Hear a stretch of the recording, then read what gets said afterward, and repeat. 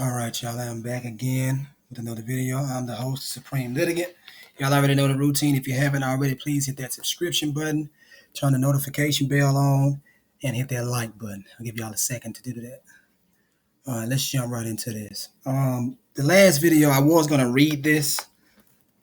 In this video, I was going to read this, but I'm not because it's the same damn thing. So I would just literally be reading y'all the same thing. But before I click off this, I want to show y'all that it's literally just the same thing. I'm not even sure why she's arguing this. I don't even know why. But anyway, defendant Tabitha Cooper. There's the background about it. She's telling you about the background. I'll read that, but that's about it. Defendant Tabitha Cooper is a clerk with the Georgia Court of Appeals. Plaintiff DeAndre Arnold filed an appeal with the Georgia Court of Appeals that challenged various rulings in a child custody case. On January 19th, 2023, the Court of Appeals issued an opinion affirming those rulings. Plaintiff disagreed with the opinion, and so he has moved for reconsideration, but the Court of Appeals denied his motion. After that, plaintiff filed a motion to supplement the record, which the Court of Appeals also denied. Then, several days later, plaintiff filed a motion to disqualify the Court of Appeals judges who presided over his appeal. Those judges denied the motion to disqualify 2 days later.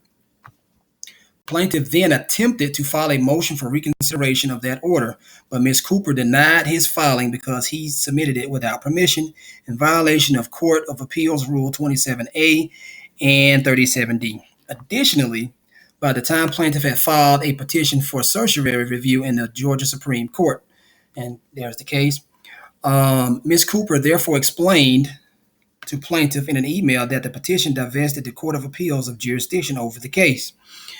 Plaintiff then filed a petition for mandamus against Ms. Cooper in the Georgia Supreme Court, asking the court to order her to file his motion, but the Supreme Court dismissed the petition.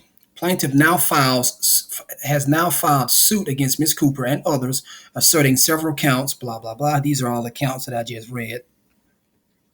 Argument and citation of authority. The 11th Amendment bars actions against the states, its agency, and the officials, blah, blah, blah. It's the same thing, y'all. It's literally the same exact thing that I just read in the other video, with the exception of what I just read up here. I'm gonna comment on this, and then I'm going to go to the next document. I want to tell y'all something, man. Just because the court, all of these so-called courts denied all of his motions, that does not mean that his motions were meritless. That does not mean he didn't have grounds to support why he filed his appeals and so on and so forth like that. Because what y'all need to understand is these people are haters.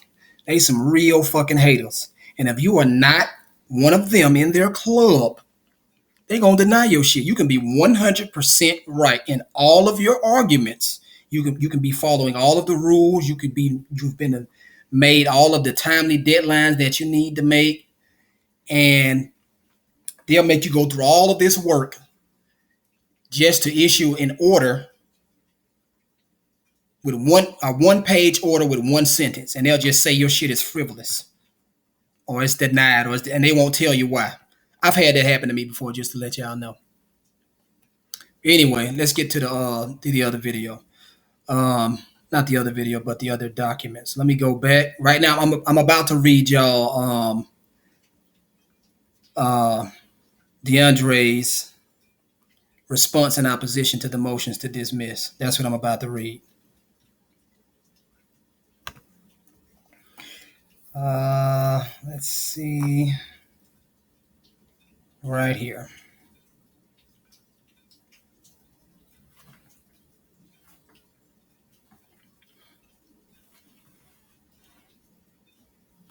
"27 pages. Whew. This might be a long video, y'all. Sorry. But I told y'all I was going to cover the case. I would suggest that y'all watch, if you can, just at least listen to the entire videos. I like all of my videos. Just listen to them because you'll probably learn something. All right. So this is his response in opposition. Plaintiff's response in opposition to defendant Brian Kemp and Christopher Carr's motion to dismiss. Now, he said, I talked to him on the online yesterday on the show, and he was telling me that he's come up with an argument to prove that the states are not immune. So that's another reason why I wanted to read this, because I want to know what his argument is. Pursuant to local rule, make sure y'all follow the local. Like if you're going to be litigating in federal court, always make sure you got a copy of the local rules, because they will sanction your ass if you don't follow the local rules and the federal rules of civil procedure. They'll dismiss your case just for that. Always follow the rules. Pursuant to local rule 7-1B, ND Georgia, plaintiff DeAndre Arnold submits this response in opposition to defendants Brian Kemp's and defendant Christopher Carr, collectively defendants' motion to dismiss. The defendants' motions to dismiss evince constructive legal gamemanship to disparage and abscond from the gravity of the claims declared in this action of criminal activity by the state of Georgia, by Georgia state officials, that Arnold claims has occurred and continues to occur in the state of Georgia under the acquiescence of defendants. Defendants' motions to dismiss narrates a distorted version of the facts to fit their legal arguments. Didn't I tell y'all that? Didn't I tell y'all that? That's why you always want to go and read the actual complaint that was filed in court, because they will do this all the time, y'all. Even against counts not alleged against these defendants, their defenses weigh short on the scale against the bulk of the fundamental claims alleged therein that plaintiff argues more fully below are contrary to the United States Constitution, the Georgia Constitution, clearly established law, and an understanding of the law and the history of the times and cases cited. Because plaintiff alleges facts that state a claim for relief plausible on its face, the defendant's motions should be the motions to dismiss should be denied, and plaintiff should be allowed to proceed to the next stage of this case. The next stage of the case, if these motions to dismiss are denied, would be discovery. After he's met with all of the they call it a meeting of the parties, where you actually have to go and meet these people and y'all talk about the case. Y'all discuss how much discovery you'll need, whether it be one set of interrogatories or two, one set of requests for productions, admissions, stuff like that. How long the trial is going to last, when discovery is going to end, so on and so forth like that. That would be the next stage, and then it would be discovery. Defendants allege in their motion that it appears that plaintiff alleges defendants failed to protect him when he sent this stuff is so small. When he sent sworn formal complaints to defendants informing them that Judge Brian Amiro committed a crime because he was going to falsely imprison plaintiff for failure to provide child support. Defendants are very aware that this is not what plaintiff has alleged. Plaintiff has in effect alleged that defendants have knowingly and persistently ignored sworn formal complaints showing probable cause of a conspiracy to commit false imprisonment involving the falsification of child support records by Judge Brian Amiro, including the secreting of child support contempt hearing via open records requests filed to imprison him, which had all the inferences of a secret plot that affected plaintiff's safety and security, his life. He's right. That's plausible. That's plausible. To me, if he alleged all that, that is plausible. And he should be able to get discovery on that. Arnold's claim that despite the defendant's actual and constructive knowledge of the sworn formal complaints showing actual probable cause of a knowing, 1, conspiracy to commit false imprisonments, 2, state-created danger, and 3, each of the schemes alleged inferences that defendants had the legal expertise to discern that they knowingly and persistently, with malice or reckless disregard for the rights of plaintiff, refuse to arrest, investigate, criminally refer, indict, procure the same, or even allege or even acknowledge Arnold's grievances, although within their power to do so. Arnold thus asserted 5 counts against these defendants, excluding 1 declaratory judgment, 2 well, no, count two is for breach of social or compact or contract.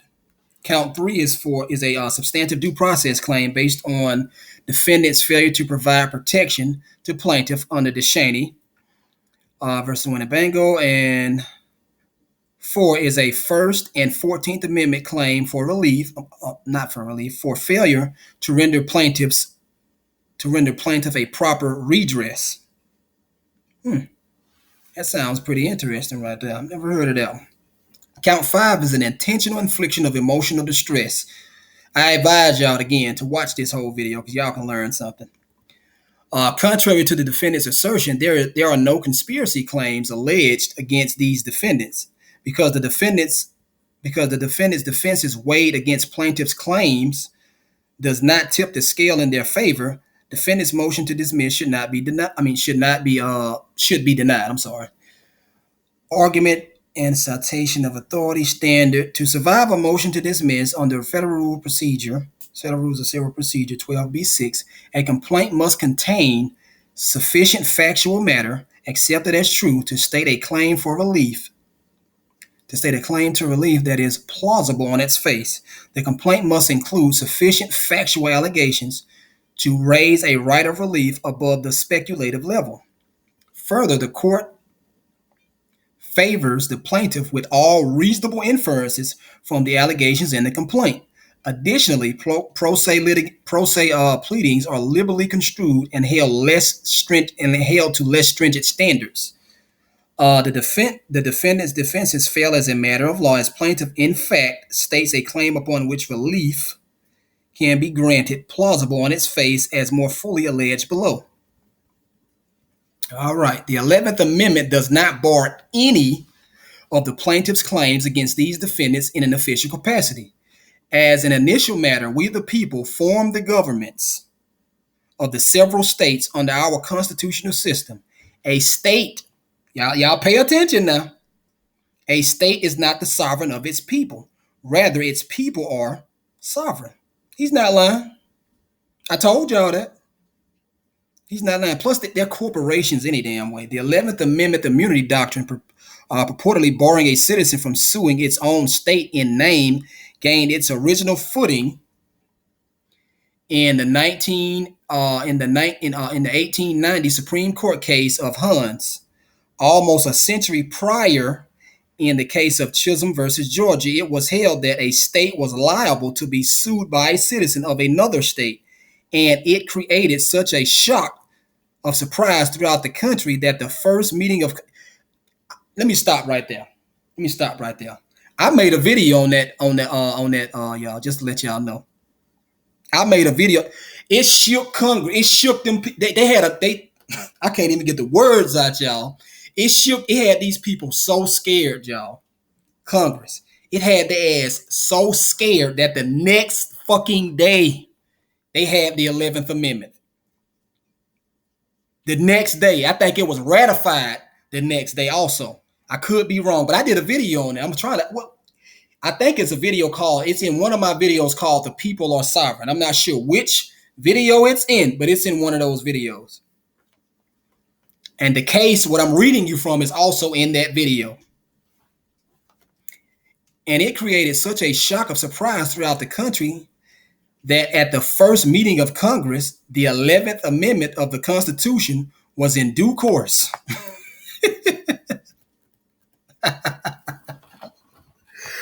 Was in due course adopted by the legislatures of the state. There's there's the case he's citing in support of what he just said. Although Congress did not at such time pass any law stating that a state could not be sued by a citizen of its own state, the case of Hans purportedly created such a precedent in stating, told y'all can learn something. Y'all need to watch this video. In stating, can we suppose that when the 11th Amendment was adopted, it was understood to be left open for citizens of a state to sue their own state in federal courts, whilst the idea of suits by citizens of other states was indignantly repealed, something like that. Suppose that Congress was proposing the 11th Amendment, had appended to it a proviso that nothing therein let me see had appended to it a proviso that nothing therein contained shall prevent a state from being sued by its own citizens. Can we imagine that it would have been adopted by the states? The supposition that it would is almost an absurdity on its face. So I think that's what let me read that again. Y'all. Suppose that Congress, when proposing the 11th Amendment, had appended to it a proviso that nothing therein contained should prevent a state from being sued by its own citizens. Can we imagine that it would have been adopted by the states? The supposition that it would is almost an absurdity on its face. That's interesting. I'm going to have to go and read that again. Not in this video, but I'm going to read that case. Plaintiff argues that Congress's failure to include a proviso in the 11th Amendment prohibiting a state from being sued by its own citizens not only favor the arguments of the plaintiff, but also one, Hunn's clarification in such to avoid misapprehension of their ruling, and two, that severing of the Swift doctrine supports his argument. Damn, this is a good argument, y'all. Damn, he did his research, y'all. I can't wait to see what happened with this. He did a damn good job. Yo, Dre, you did a damn good job, man. You showing that, man. You showing that. The 11th Amendment immunity does not apply. Congress knew at the time of its adoption of the 11th Amendment that Article 3, Section 2 of the United States Constitution authorized a state to be sued by its own citizens. However, Congress did not include a proviso prohibiting a construing of suits against a state by its own citizens. Hold on. Let me see. What is he talking about here? I got to read that again, y'all. Congress knew at the time of its adoption of the 11th Amendment that Article 3, Section 2 of the United States Constitution authorized a state to be sued by its own citizens. However, Congress did not include a proviso prohibiting a construing of suits against a citizen by its own against a state by its own citizens because Congress's sole concern was with the states being sued by citizens of different states as a result of Chisholm's holding. Damn, this is good. This is getting real good. Consequently, Congress's declining to do so was a continued adoption of the plain language of Article 3, Section 2 that Hunn's presupposed was an absurdity. Moreover, Hunn's cite to Hamilton and others in the Federalist Papers were only applicable to their protests against states being sued by citizens of other states or foreign states. The case of Erie calls for an overruling of Hunn's due to its incorrect interpretation of Article 3 jurisprudence. Woo! Damn, Dre.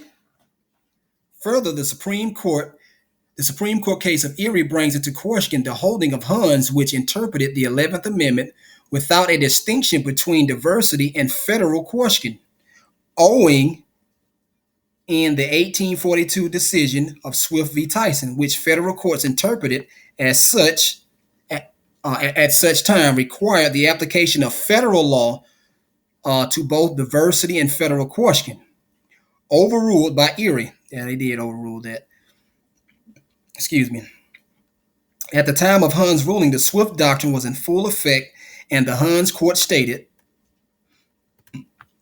that a state cannot be sued by a citizen of another state. on the mere ground that the case is one arising under the Constitution or laws of the United States is clearly established by the decisions of this court in several recent cases. And then they cite the cases, Louisiana, blah, blah, blah, blah. Those were cases under the Constitution of the United States upon laws complained of as impairing the obligations of contracts. Inasmuch as that the 11th Amendment only prohibits suits against a state which are brought by the citizens of another state, if this is the necessary consequence of the language and the law, the result is no less startling and unexpected than was the original decision of the court. That under the language of the Constitution and the Judiciary Act of 1789, a state was liable to be sued by a citizen of another state. Damn, I gotta read this. Boy, you making me up my game, boy. You making me up my game, Dre. I gotta read it again, man. Hans itself and its cited prior precedents failed to distinguish diversity in federal questioning when reviewing the 11th Amendment, consistent with the court's consistent holdings following Swift that time in history. Erie overruled Swift in 1928 for its failure to distinguish diversity in federal questioning. Thus, when the Hans Court reviewed the 11th Amendment, it did so consistent with Swift's holding in interpreting the boy, I'm trying to read so fast. I'm sorry, y'all. The application of federal law without distinguishing diversity in federal question jurisdiction, which supported their ruling. Thus, plaintiff argues that Erie's decision supports a plausible claim for relief that Hans' failure to distinguish between diversity and federal question and Congress's continued adoption of Article 3, Section 2 supports that the 11th Amendment only prohibits those suits brought by citizens of different states under the federal question. And there are in fact many legal scholars who supports in plaintiff's assertion. Because plaintiff is a state citizen of Georgia, and these claims are plausible, defendant's motion to dismiss on grounds of 11th Amendment immunity should be denied. Hell no. Wow. Boy, you hard, Dre. No homo, you hard. Let me read this footnote. See William A. Fletcher exchanging on the 11th Amendment, blah, blah, blah, and the diversity explanation of the 11th Amendment, a reply to critics, the Supreme Court, the 11th Amendment, and the state sovereign immunity. Man, boy, I can't wait to use this argument. Ooh, I'm going to tear their ass up. I can't wait to use this argument.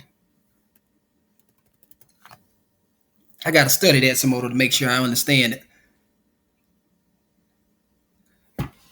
Plaintiff states a claim for breach of compact, legal obligation, and legal duty count 2. Hans authorizes suits by citizens for breach of compact. Notwithstanding, the Hans Court also left open the possibility that states too may be sued for breach of compact, and that no state can impair the obligation of contract.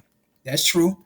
The court stated, to avoid misapprehension, it may be proper to add that although the obligations of a state rest for their performance upon its honor and good faith, and cannot be made the subject of judicial cognizance unless the state consents to be sued or comes itself into court. Yet where property or rights are enjoyed under a grant or contract made by a state, they cannot wantonly be invaded. Whilst the state cannot be compelled by suit to perform its contracts, any attempt on its... I got to make this bigger, y'all. This shit is too small. I'm sorry. I got to make that. I don't know why I didn't do that earlier in the video. Whilst the state cannot be compelled by suit to perform its contracts, any attempt on its part to violate property or rights acquired under its contracts may be judicially arrested, and any law impairing the obligations of contracts under which such property or rights are held is void and powerless to affect their enjoyment.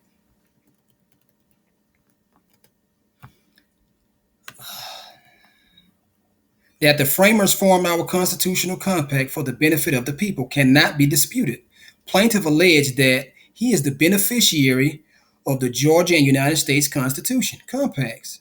Plaintiff thus argues that his rights are enjoyed under compacts made by this nation's framers for his benefit, which defendants took an oath to support and defend, and because he alleges that defendants breached the compacts in which he is a beneficiary, the defendants in both capacities may be judicially arrested and sued by plaintiff, and because no law shall impair the obligations of contracts, all claims of immunity is powerless.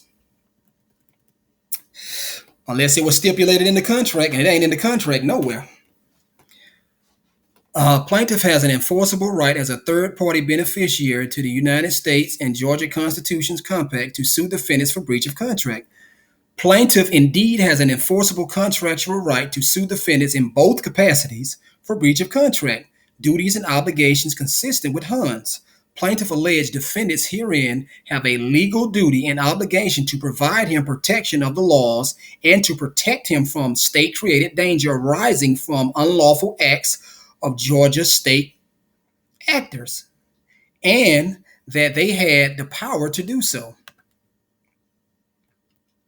Plaintiff alleged defendants were bound by this duty and obligation via contract as a result of their oath to support and defend the United States Constitution. The plaintiff alleged an enforceable contractual right to sue these defendants as third-party beneficiary to the United States Constitution and Georgia Constitution. The social compacts or contracts for breach of those legal obligations and duties owed to plaintiff in the social compact or contract. Damn, this is good. The defendants purport that plaintiff failed to show that Governor Kemp and Attorney General Carr entered into a written contract with him as required by blah, blah, blah. Plaintiff assumes that defendants allege plaintiff has no right as a third-party beneficiary to sue defendants for breach of compact. That's not true. If that's the case, then why are you allowed to sue under the state constitution and under the state constitution in state court and under the federal constitution in federal court without a written contract? Because you can. I know you can. I just did, and I won my case, and they didn't make that argument against me. So that's bullshit. However, the beneficiary of a contract made between other parties for his benefit may maintain an action against the promiser of the contract. There you go. You see that promise? The promiser. Promise. Business, y'all. This is business. A third party has standing to enforce that type of contract. It if clearly appears from the contract that it was intended for his benefit. Damn right. It's just like it's like a trust. It's like a beneficiary is suing a trustee for breach of contract. See what I'm saying? The benefits that you get from the contract are property, and you have a right to sue. It seems like it. Thus, the plaintiff has an enforceable contractual right to sue defendants in their individual and official capacities for breach of compact consistent with Huns. Damn, boy, you hard, boy. Boy, Dre, you hard. I ain't lying. You hard, boy. These are some good arguments, man. Defendants have a contract with the social contract or compacts, Georgia and United States Constitution, in which plaintiff is a beneficiary. Defendants allege in their motion to dismiss that there is no such thing as a social contract between state officials and Georgia citizens. That's a lie. Anyway, plaintiff assumes that defendants allege that there that there is no contract between Georgia state officials and Georgia citizens. Plaintiff here argues that the defendant's oath of offices was a promise owed to the beneficiaries of the compacts in the law of contracts. A third-party beneficiary contract is one in which the promisor engages to the promisee to render some performance to a third party. Plaintiff states that this was a who was this? Somebody calling me. I don't know who that is. I call them back. That this was a contract and an expression of individual's allegiance to the principles embodied in that document. He's citing his authority right here. Plaintiff requests the court take judicial notice of Article 6 of the Constitution. Plaintiff argues that defendant's oath was in fact a contract to abide by the legal duties and obligations principled in the Constitution, which included protecting plaintiff. In other words, defendant's oath was a contract with our constitutional compact for the benefit of we the people. 11th Amendment immunity does not bar individual capacity claims. That's true. So long as plaintiff does not seek to impose a liability which must be paid from public funds in the state treasury. Plaintiff seeks compensatory and punitive damages separate from the state treasury in the defendant's personal capacity. Defendant's motion to dismiss personal capacity claims meets an exhaustive list of court rejection and thus should be denied. Dre, you know what you're doing, man. You know what you're doing. You sound like you know more than me. You know exactly what you're doing. I'm proud of you, man. And I think you have a great case, man. I'm not even sure. Let me see how long this video is. I'm not even sure if I'm going to be able to do this. So it's over 30 minutes right now. And I'm only on page. What page am I on? Page 8. Plaintiff states a 14th Amendment due process claim against these defendants under DeShaney. Arnold brought two substantive due process claims against these defendants for their having a duty and obligation principled in the Constitution, one, to protect him from probable cause of a state-created danger arising from a conspiracy to commit false imprisonment and creating a new danger in their failure to protect him from such acts. The Supreme Court case of DeShaney shall guide the way. Defendants have a special relationship and are duty to protect plaintiff from state-created danger created by others. They sure do. Courts have stated, while an actor is only bound to prevent his acts from creating an unreasonable risk to others, he is under the affirmative duty to act to prevent another from sustaining harm only when certain socially recognized relations exist, which constitute the basis for such legal duty. The plaintiff alleged and here argues that the basis for defendant's duty to protect him was created by their oath to a socially recognized contract, which is principled in protecting him from acts of state-created danger in his grievances. 5, you got a footnote in there. These duties and obligations are the common law duties owed by government actors constitutionalized by the 14th Amendment. The purpose was to protect the people from the state, not to ensure that the state protected them from each other. Contrary to defendant's motion, plaintiffs does not allege a failure to protect against private violence from third parties under DeShaney. Rather, their failure to protect him against state-created danger brought by state officials, although within their power to do so, when he asserted grievances to the defendants, alerting them of such danger. Damn. Plaintiff alleged that based on the failures and belief he would not secure protection from local law enforcement and prosecutors in or around August of 2022, that he sent sworn complaints to defendants who essentially waved the hand in refusing to provide protection or even act with due care and acknowledge his complaints. Inaction can be very, let me rephrase that. Inaction can be every bit as abusive of power as action when a state undertakes a vital duty and then ignores it. He's got footnotes, and let's see what some of these footnotes say.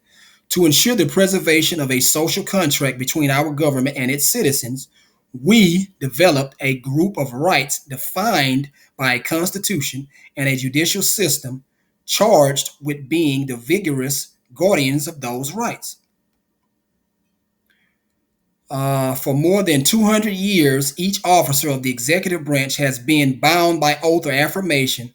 This is a binding of the person, an expression of the individual's allegiance to the principles embodied in that document. The language of the Shaney does not, well, let me rephrase that. The language of the Shaney does indeed leave room for state liability where the state creates a danger or render an individual more vulnerable to it. He's right. Plaintiff alleged this breach of the compact annuls him of any obedience to Georgia's laws until such breach is cured. Boy, you hard, Dre. This is good. Y'all need to follow this case. This is good. Thus, plaintiff states a plausible claim in that defendant's special relationship and or duty to protect plaintiff, even if they, let me stop right there. Everybody who is having these problems that Dre is having with these courts, this is why y'all need to follow this case. And I'll be updating y'all the case from time to time. Let me see. Thus, plaintiff states hold on, y'all. I have two phones and they're always ringing. Thus, plaintiff states a plausible claim in that defendant's special relationship and or duty to protect plaintiff, even if they did not create the danger, were created by their oaths to support and defend the principles embodied in the constitutional compact. Probable cause of state-created danger under the Shaney. Defendants misleads the court in stating that there is nothing conscience shocking about defendants' alleged refusal to arrest or prosecute a judge for merely enforcing a child support order against plaintiff. Plaintiff has in fact alleged that sworn formal complaints under the constructive or actual knowledge of defendants showing probable cause of a knowing conspiracy to commit false imprisonment by a Georgia judge and agents of the Department of Human Resources, which is an administrative agency, have been knowingly and persistently ignored by defendants, although within their power to act in the manner that plaintiff alleges in his grievances: arrest, investigate, indict, charge, or criminally refer or procure same. Procure. State-created danger and more vulnerable to danger under the Shaney arising from probable cause allegations of a knowing conspiracy to commit false imprisonment. The language of the Shaney does indeed leave room for state liability where the state creates a danger or render an individual more vulnerable to it. There's the case. Plaintiff alleged defendants had the legal expertise viewing in 2023 sworn formal complaints to know that plaintiff was in danger or more vulnerable to danger for two reasons. The first being because the complaint stated probable cause of a plot to knowingly falsely imprison the plaintiff by state officials, and any arrest to place any person into prison system is dangerous because prisons are necessarily dangerous places.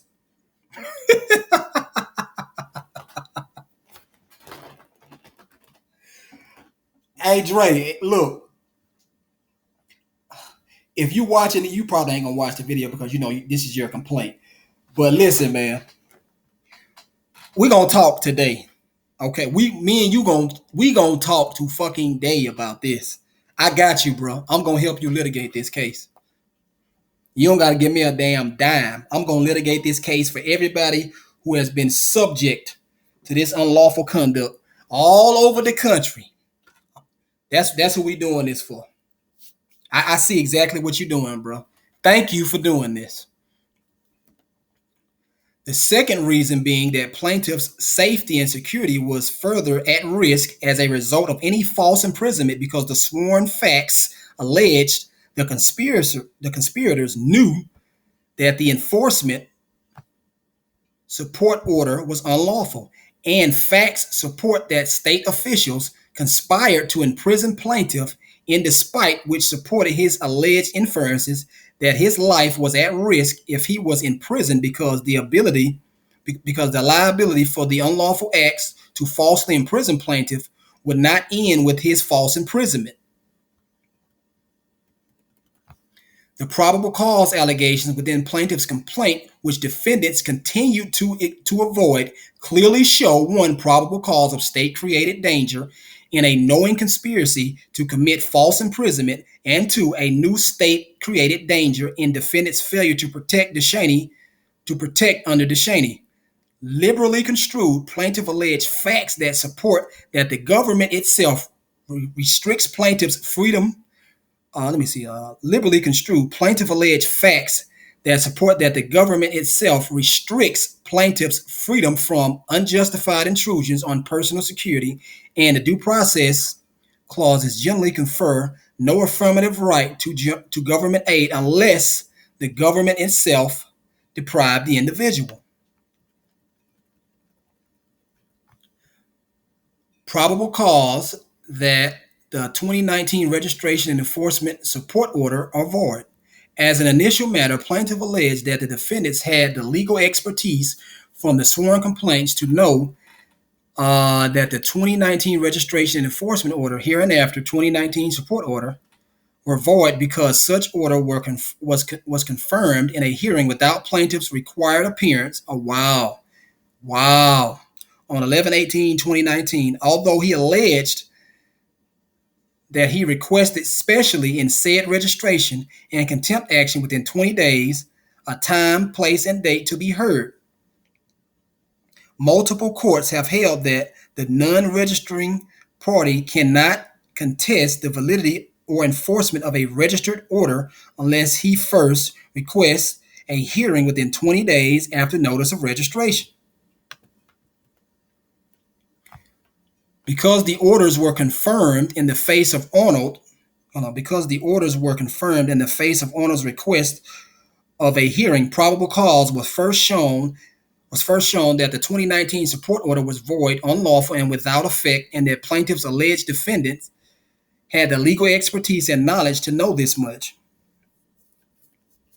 Probable cause that state officials knew the 2019 support order were void. Let's see. Plaintiff alleged nearly 2 years later probable cause that Henry County Superior Court Judge Brian Amiro and Barbara Briley, Assistant District Attorney for the Department of Human Resources, conspired on or about 12/21 to knowingly falsely imprison him under an enforceable out-of-state registered support and enforcement order. Damn. Entered on 11/18/2019, they knew was unlawful.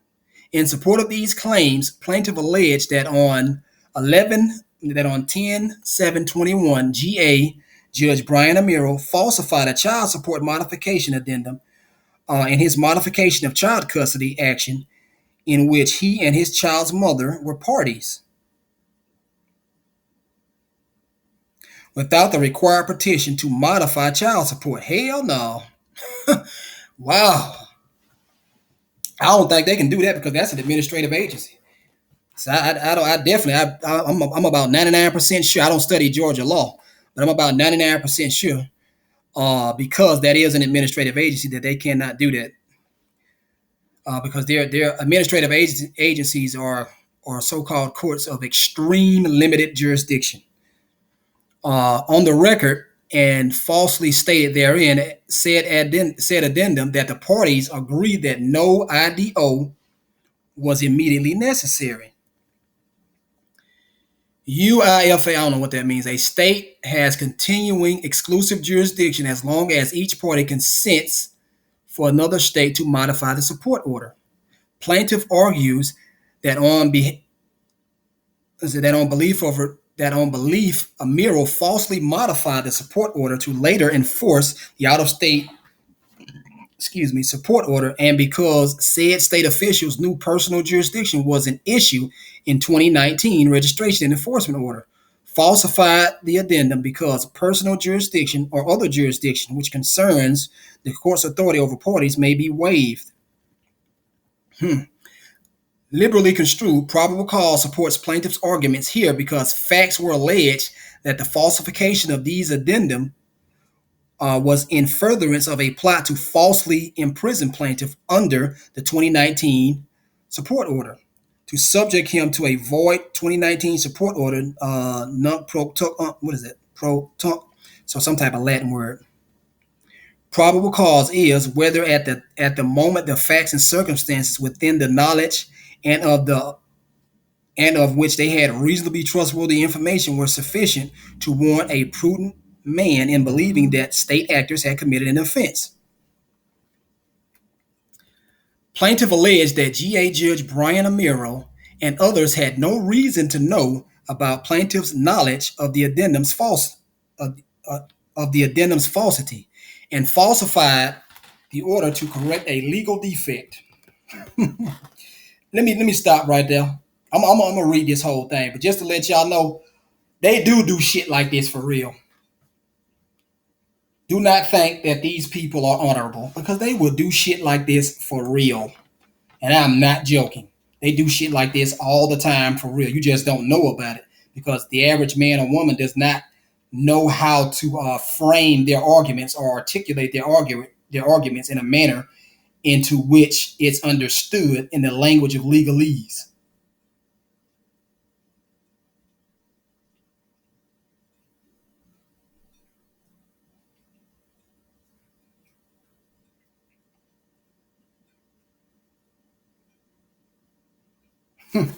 I just got a text message from Dre.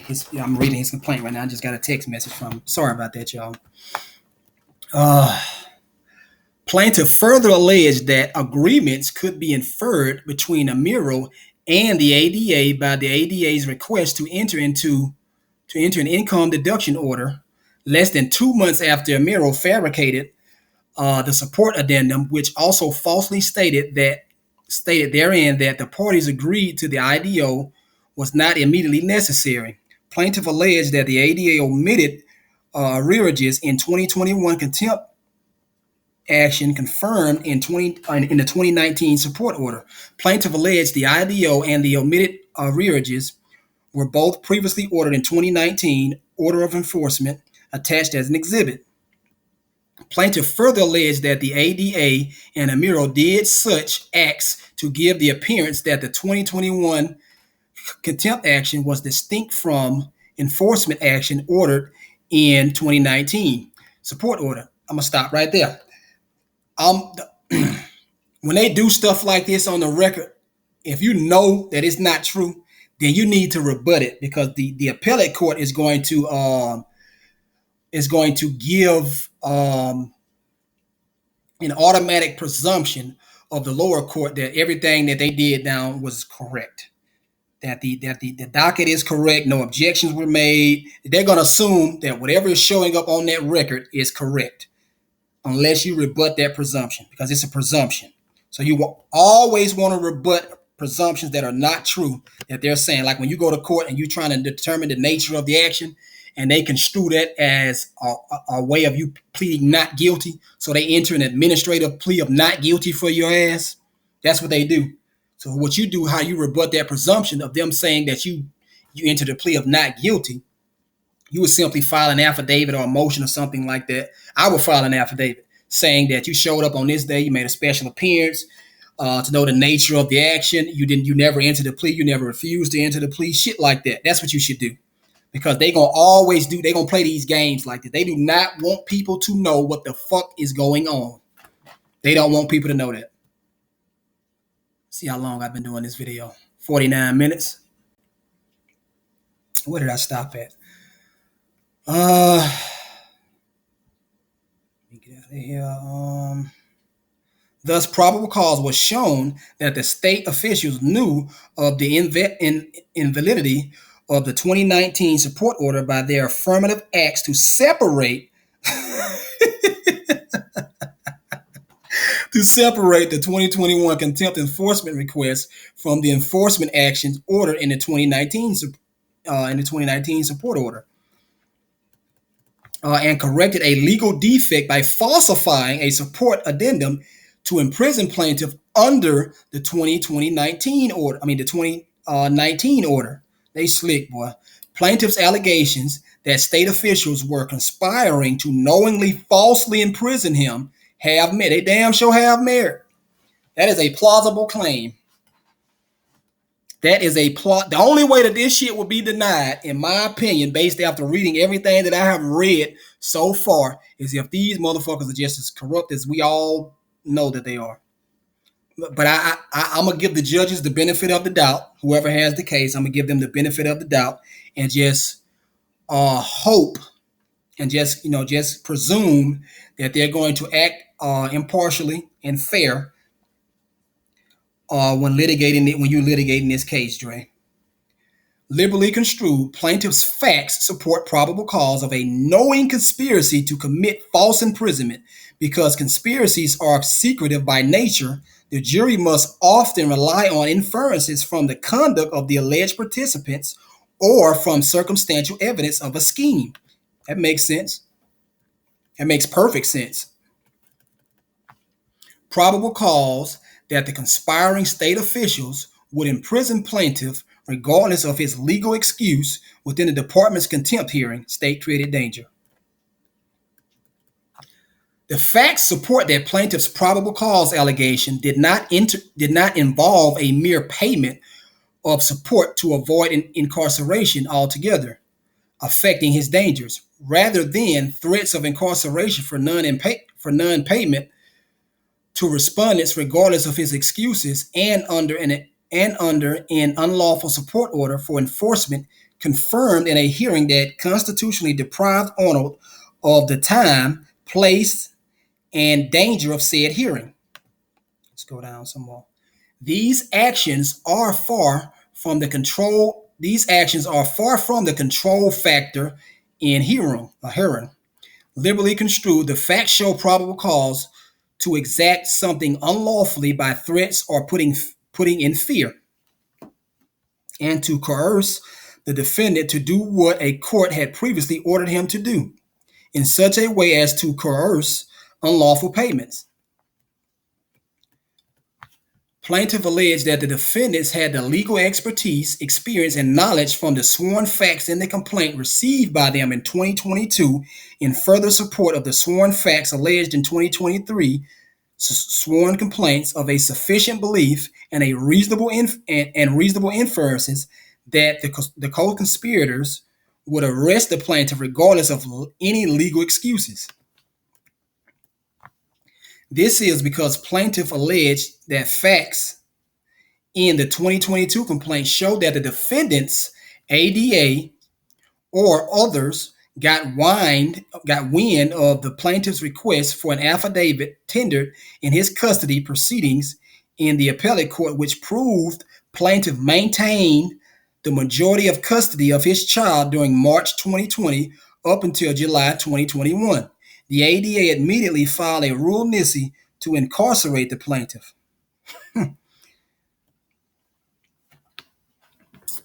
Let me see what this. Well, let's focus up here. Plaintiff alleged that on May 11, 2022, 2 days before he requested to supplement the record for exhibits tendered and admitted in his custody modification action in the appellate court, the department's ADA would file a rule nisi seeking incarceration for non-payment of child support under the December 1st, 2021 contempt action. Plaintiff alleged that this tendered affidavit could have been used by plaintiff to offset a substantial amount of alleged arrearages or for a legal excuse in a failure to pay hearing.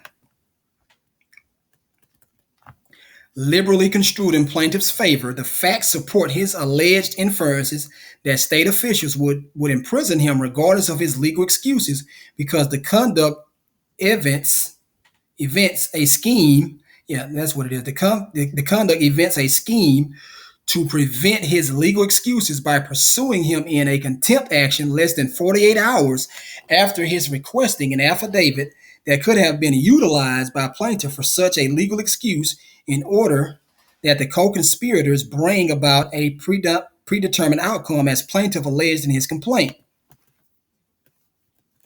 Open records requests for any and all actions records taken on plaintiff's child support case were ignored at the time of the department contempt proceedings. Okay, let's go down. Continuing, the plaintiff further alleged that the department ignored his open records request at a time plaintiff's contempt proceeding was pending, which he alleged created a reasonable belief or inference with any prompt investigation by defendants, which they failed to do. That the defendant's failure to respond to such records requests was an attempt to secret the contempt hearing filed to imprison him from plaintiff. Plaintiff alleged that on the dates. Okay, it's like a lot of dates. I'm gonna skip those dates. Jacob Davis of the department refused to respond to records requests for any and all action taken on plaintiff's child support case at a time the department's contempt hearing. This shit is just, I ain't gonna say it's unbelievable that these people would go to such extent to do all of this shit, but this is why people need to study law. And this is why people should not be at fucking work right now, because shit like this goes on. When stuff like this happens, the sovereign people of every state need to step in, a so-called state, need to step in and solve this problem, because we are a coordinate department of the government, whether you know it or not. It is not the legislature. It is you. It is me. It is all of us. The state is not sovereign. If the states were sovereign, then why do every 3, 4, 5 years these so-called judges, why do they ask for your permission to hold that public office? They're asking for your vote. Anyway, child support case. At the time the department's contempt hearing, scroll down, was pending. These facts support inferences that the department refused to respond to records requests, not only to secret the contempt hearing, but to conceal the entire filing of the contempt action itself. Liberally construing the facts in plaintiff's favor, facts support plaintiff's alleged inferences that state officials would imprison him regardless of his legal excuses because the conduct evinced a scheme of a secreting of the contempt hearing as alleged in his complaint by the defendant's failure to respond to records requests at the time the department's contempt proceeding was pending against the plaintiff in order to bring about a predetermined outcome as plaintiff alleged. Probable cause of threats to plaintiff's safety and security. I got another message. What is this?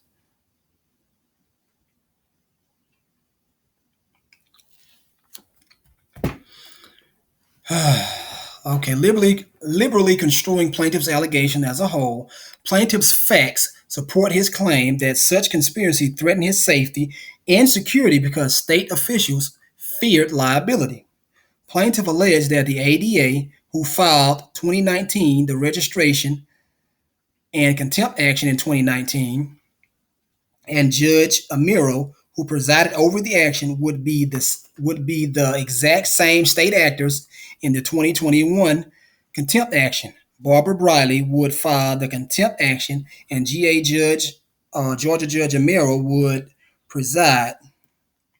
Plaintiff further alleged that both state actors have an adverse interest in the successful outcome of his challenge to the validity of the 2019 support order, and that the imprisonment of plaintiff under the 2019 support order did not diminish the liability of these state actors, because the liability for the unlawful acts to falsely imprison the plaintiff would not end with plaintiff's arrest.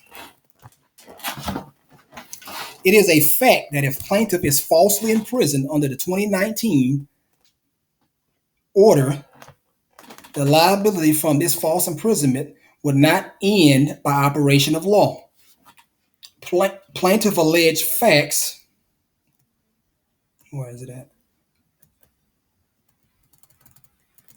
Plaintiff alleged facts support his alleged inferences that Amiro and Brawley state officials conspired to falsely imprison plaintiff, knowing that his life would be in danger when they did so, or that he would be more vulnerable to danger to unlawful imprisonment.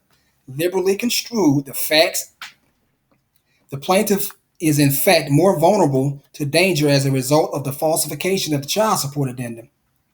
One of plaintiff's probable cause claims was the fact that the 2019 support order was entered without the required appearance of plaintiff.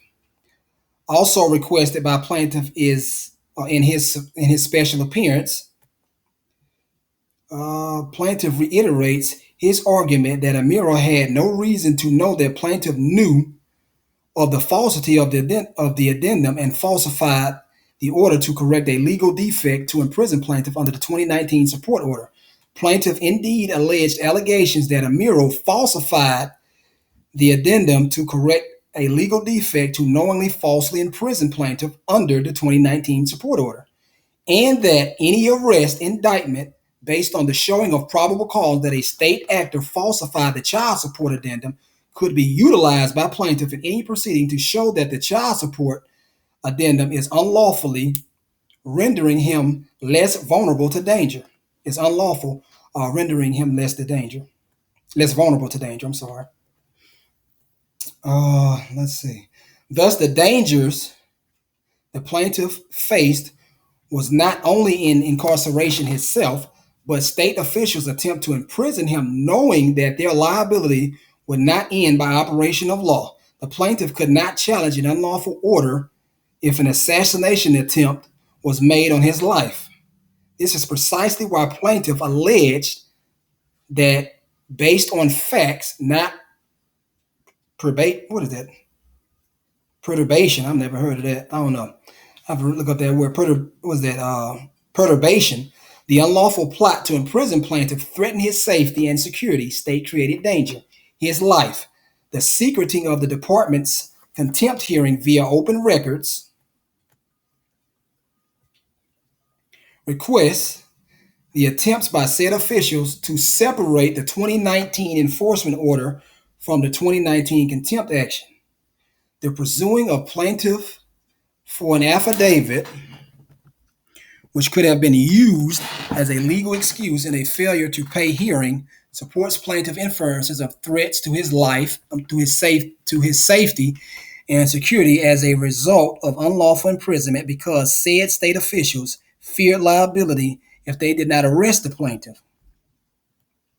Thus, liberally construing plaintiff's claims, it only follows that his allegations that state officials plotted to imprison him because they feared liability created the substantial inference that imprisonment threatened his safety and security. Defendant's actions shocked the conscience.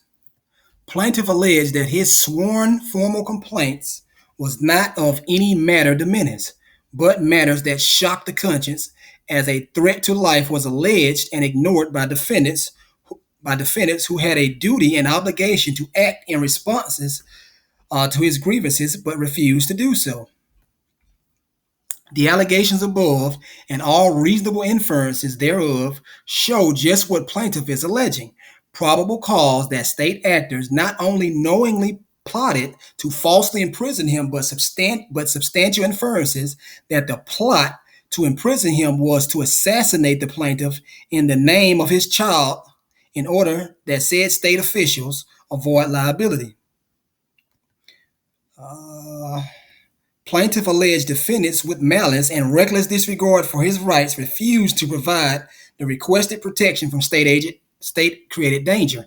As a matter of factual validity, this entire complaint is littered with allegations of a broad conspiracy to cover up and delay plaintiff's grievances against GA Judge Amiro, which grievances involved some of the very criminal acts in the sworn formal complaints that plaintiff alleges these defendants are ignoring. These acts undoubtedly shocked the conscience. Damn sure do.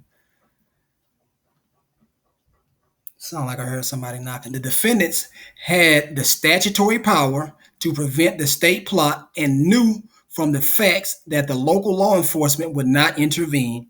Plaintiff alleged these facts were in the actual and constructive knowledge of defendants who engaged in knowing and persistent conduct and behavior that could be considered acquiescence to the crimes of the state officials, as defendants did not even acknowledge his complaints. These actions were foreseen by GA legislators these actions were foreseen by GA legislatures centuries ago, who felt the need to state in writing a natural occurrence of societal relations, protection for obedience. In the Georgia Constitution of 1861, plaintiff argues these actions affect public confidence in the entirety of the administration of justice in Georgia because GA's top ranking officials, I'm going to call them servants, have disregarded grievances alleging probable cause of a conspiracy by GA state officials still employed in their office to commit false imprisonment and substantial inferences that suggest that said imprisonment is a pretext for an assassination attempt on a U.S. citizen. As applied to plaintiff, it cannot be reasonably disputed that defendants disregarded that defendant's disregard of plaintiff's grievances with malice or reckless disregard for his life are acts intended to injure in some way unjustifiable by any government interest, likely rise to the conscience shocking level. Plaintiff states a First and 14th Amendment claim against these defendants for violating his to a proper remedy, or his right to a proper remedy and redress relief. Okay. Plaintiff alleged at first the 14th Amendment.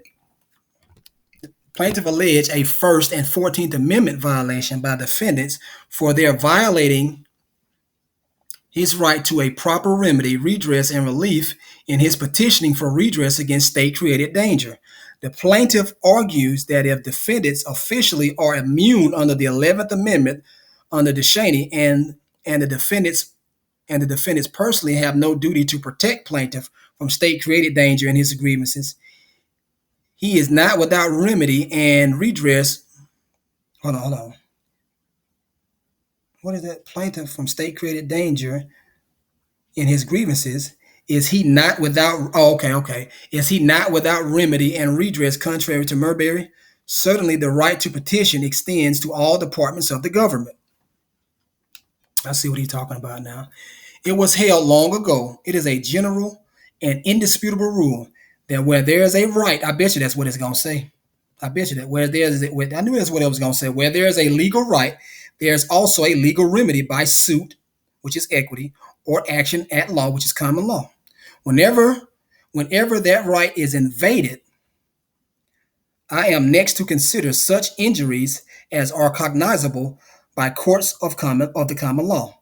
Every right, when withheld, must have a remedy, and every injury is proper redress.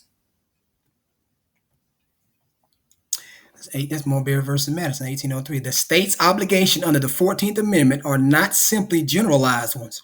Rather, the state owes each individual that process which, in light of the values of a free society, can be characterized as due.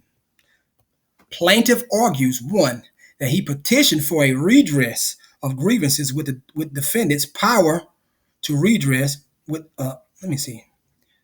Plaintiff argues that he petitioned for a redress of grievances within defendant's power to redress, and that defendants failed to give him the proper redress in response to plaintiff's grievances. So they have a constitutional duty to give you grievances. A redress for your grievances is what I'm trying to say. That's what it seems like, which makes sense. Plaintiff argues that Marbury's call for a proper redress gives consideration that a right to petition indeed has a right to proper redress, because it cannot be presumed that any clause in the Constitution is intended without effect. It is within defendant's power to redress plaintiff's grievances. Plaintiff's grievances to defendants were in the nature of criminal complaints stating probable cause of state-created danger. Plaintiff did not outright reach out to the defendants asserting such a grievance.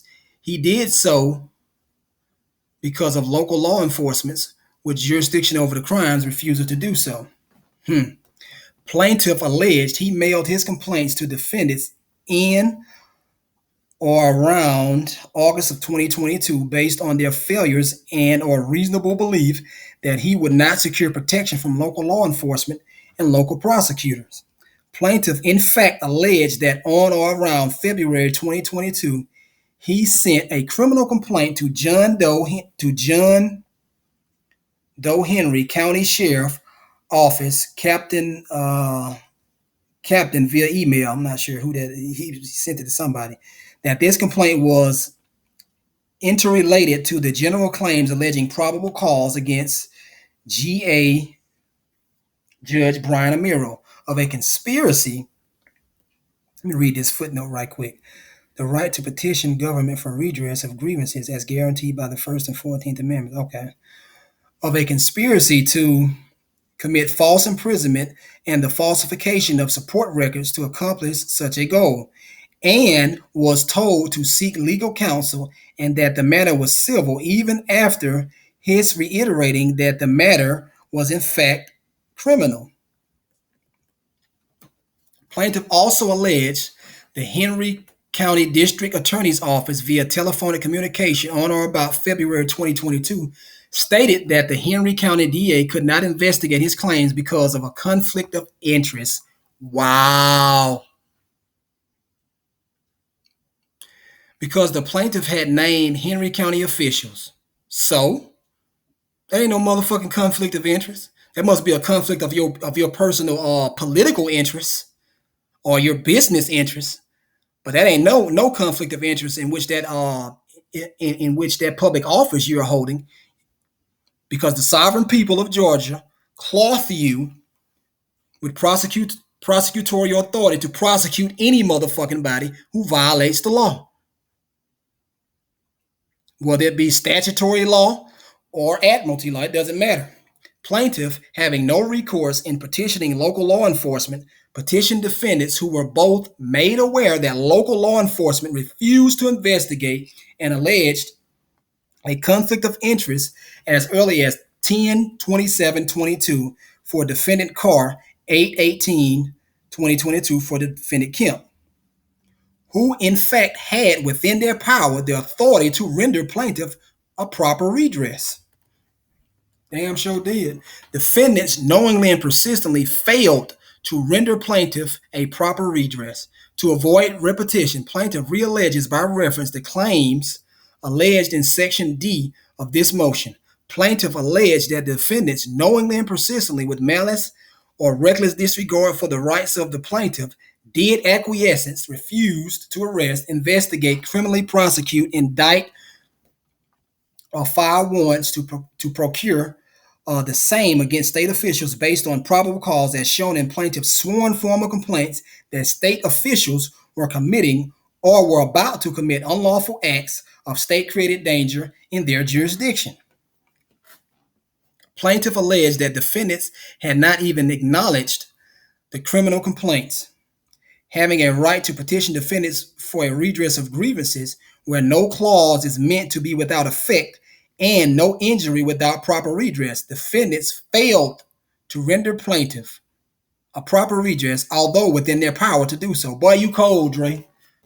Soon as I finish reading this, I'm gonna text you back as soon as I finish reading this. Boy, you cold. Defendants are not entitled to qualified immunity. They damn short, man. All of these allegations, ain't none of them entitled to immunity. None of them.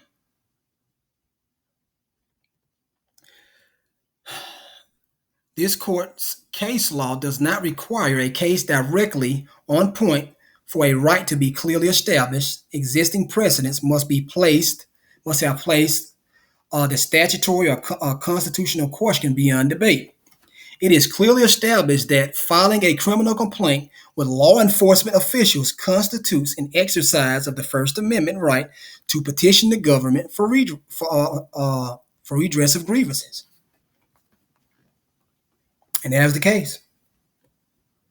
Plaintiff argues that DeShaney put beyond debate that a state had a duty to protect its citizens from state-created danger, damn sure did, or affirmative state acts rendering them more vulnerable to it. Plaintiffs thus asserted a grievance for redress of injuries alleging probable cause of a plot to knowingly falsely imprison plaintiff that threatened his safety and security following local inaction or unwillingness to investigate. In doing so, it has been clearly established since 1803 that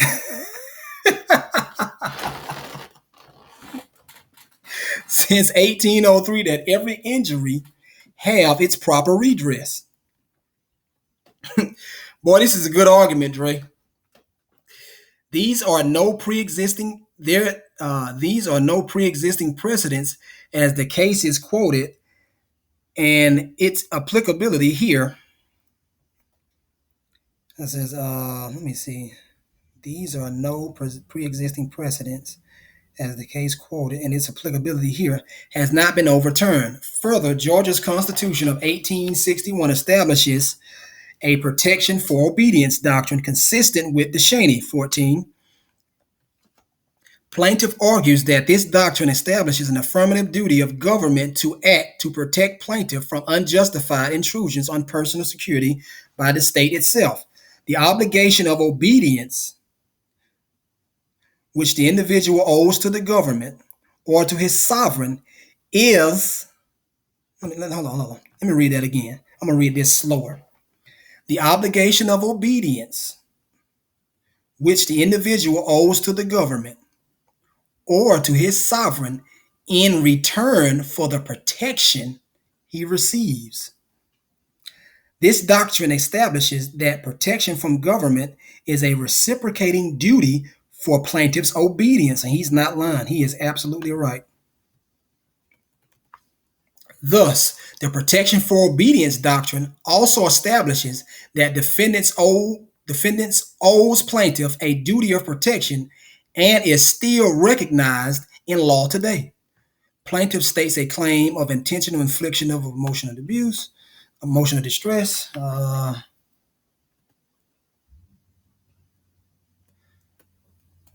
Let's see. Plaintiff alleged that a government which knowingly and persistently withholds from the governed such protection when within its power releases them from the obligation of obedience. Does not that make sense, y'all? That makes perfect sense to me. Perfect sense.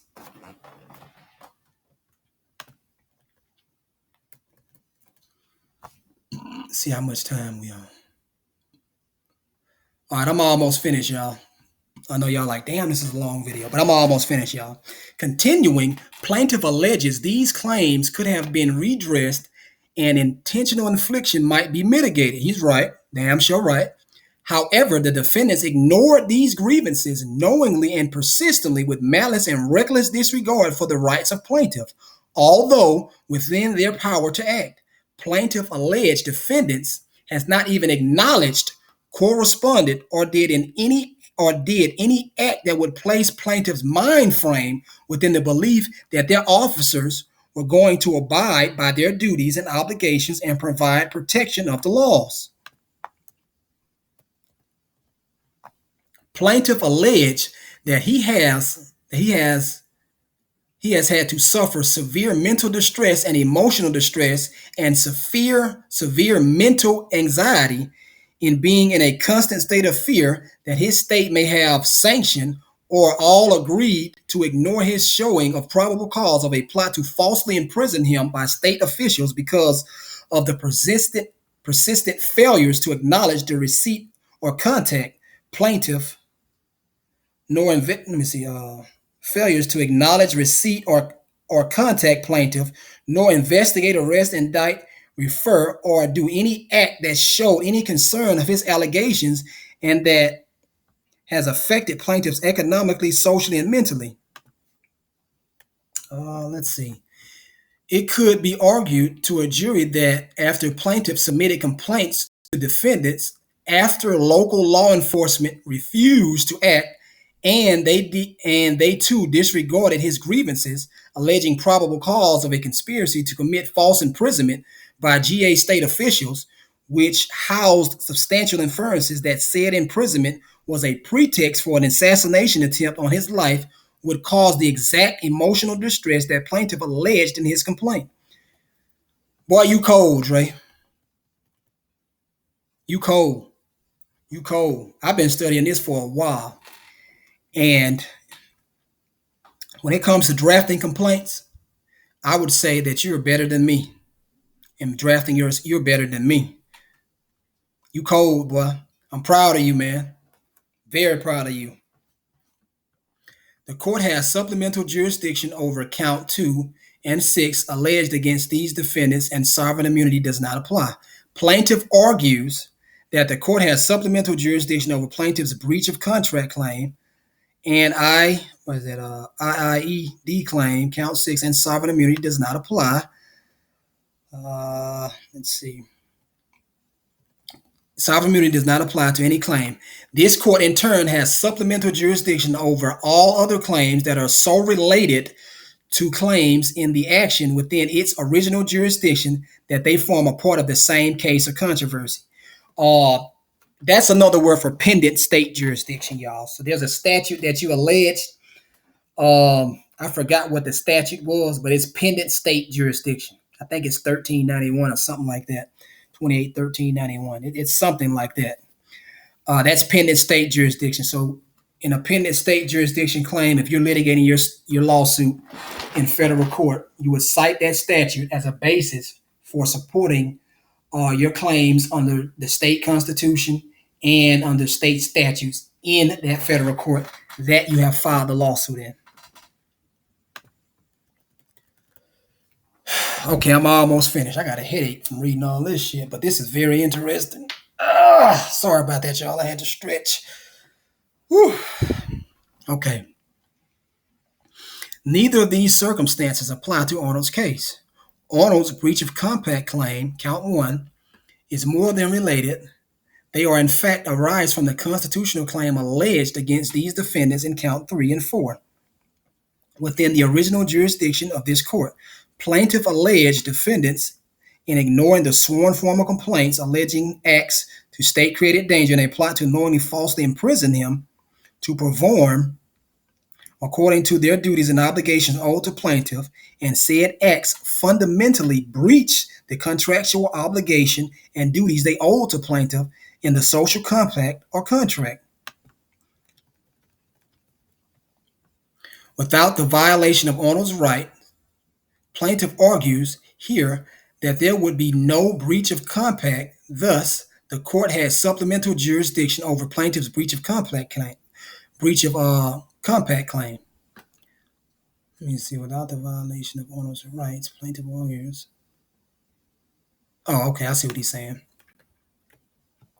Exercising supplemental jurisdiction over an Open Records Act claim where the records sought were related to the same events as the plaintiff's constitutional claim. There is also no novel or complex issue of law over plaintiff's breach of complex claim. Georgia case law clearly provides a right to sue a beneficiary of a compact. His claims of intentional infliction of emotional distress, okay, that's what he's talking about, are either are neither novel or complex or too attenuated, but the resultant of the constitutional deprivations arising from what plaintiff alleges is the resultant of the of the defendant's inaction in their refusal to render a proper redress to plaintiff's grievances. This court has supplemental jurisdiction over these claims. He damn sure right. He is right, y'all. He is right. It looks like he's right about every damn thing in here. There is no compelling reason that does not outweigh this court's exercise of supplemental jurisdiction. Moreover, the case of Mitchum, although not fully in context, supports the exercise of supplemental jurisdiction because it has been alleged that Georgia's sheriffs having eyes to see, see not. Judges having ears to hear, hear not. Justice sulk away as if government and justice were crimes and feared detection. What is this? Hold on. I'm going to read that again. Sheriffs having eyes to see, see not. Judges having ears to hear, hear not.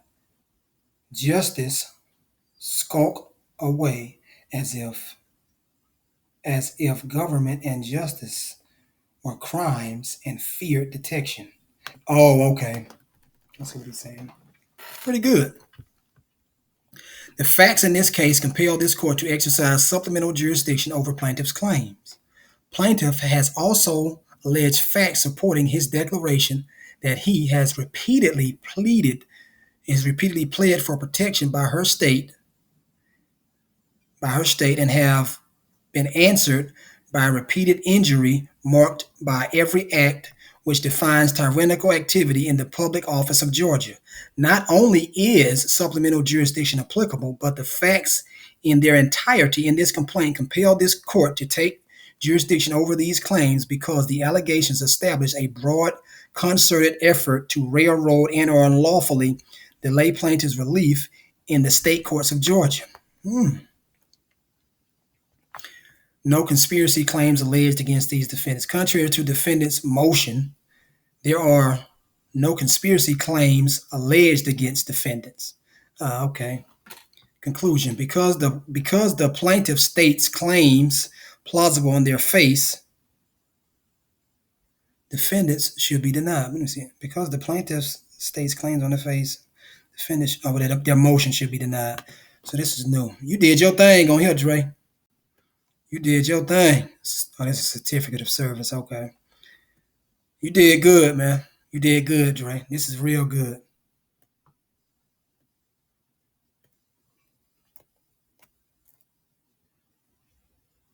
I don't know what that is. But you did good, Dre. All right, y'all. That'll be the end of this video.